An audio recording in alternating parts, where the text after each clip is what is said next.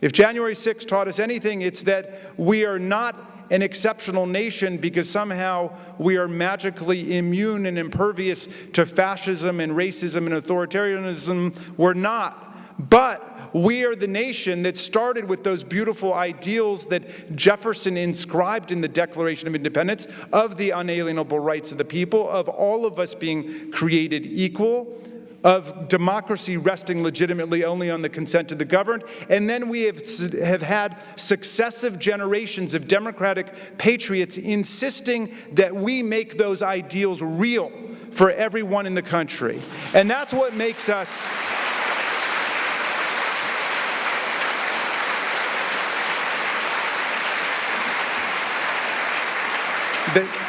That's what makes America exceptional. That's what makes us the world's greatest multiracial, multi-ethnic, multi-religious constitutional democracy. If you read the Constitution the way I do, the vast majority of the 17 amendments we've had since the Bill of Rights are democracy enlarging, suffrage extending, freedom expanding rights of the people. The 13th Amendment abolished slavery. The 14th Amendment gave us equal protection and due process. The 15th Amendment banned race discrimination in voting. The 17th Amendment shifted the mode of selection of U.S. senators from the legislatures to the people. The 19th Amendment doubled the franchise by giving women the right to vote. The 23rd Amendment said people in Washington, D.C. could participate in presidential elections. The 24th Amendment banned poll taxes as a barrier to participation in voting. And the 26th Amendment lowered the voting age to 18.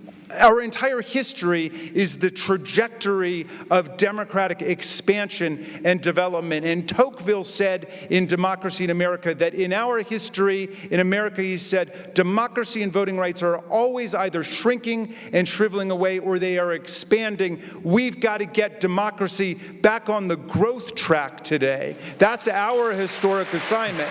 And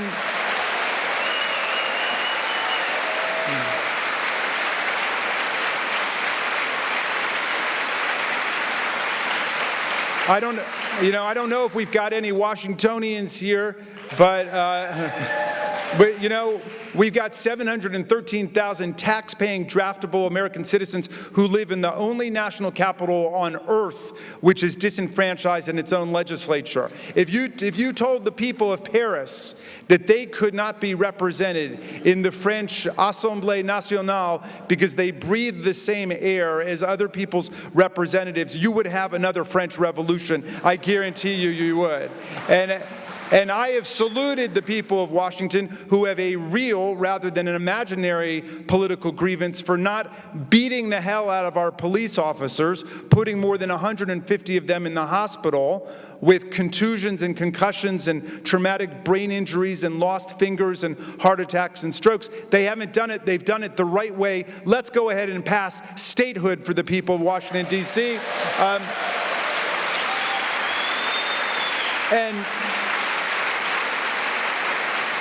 And let's pass statehood for the people of Puerto Rico, 3.5 million American citizens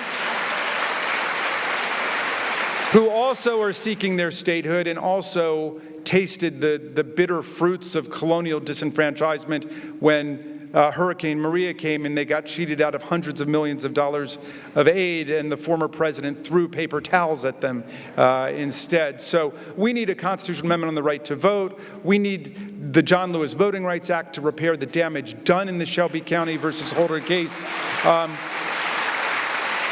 We got to get democracy moving again. That is our historical assignment today, which obviously means that we've got to defeat the Proud Boys and the Oath Keepers and the 3%ers and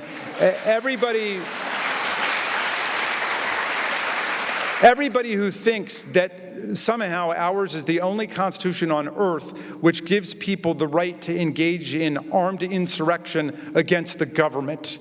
Okay, it is the most deranged argument, but I have colleagues who will get up and say, yes, the Second Amendment gives us the right to overthrow the government in invisible ink, but it does. It gives them the right of insurrection. And against that, I quote 7 different provisions in the Constitution, beginning with the Republican Guarantee Clause, which says Congress shall guarantee to the people of the states a Republican form of government, and shall aid them in repelling invasion and suppressing insurrection. Article 1, Section 8, Clause 15 says Congress has the power to call forth the militias from the states in order to suppress insurrections. And treason is defined, it's the only crime defined in the Constitution, it's defined as levying arms against the government. And they're out there saying, well, no, the Second Amendment gives us the right to overthrow the government. It does not. Where's your proof for that? They cite one thing. Patrick Henry, who said, give me liberty or give me death.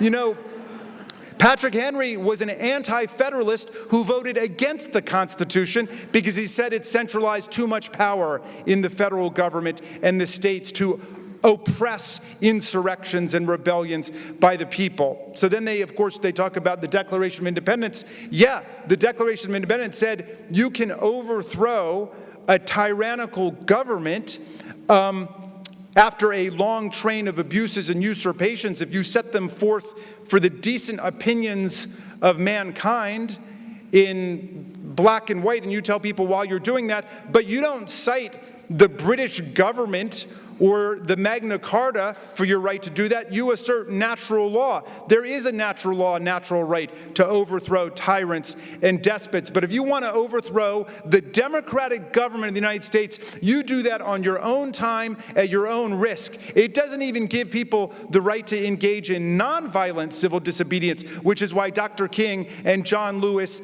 and Bob Moses spent so much time in jail, because it doesn't even give you the right to engage in nonviolent civil disobedience, much less violent civil disobedience. So if you try to overthrow our government, you're in violation of our law. You're going to jail. That's it. That's it.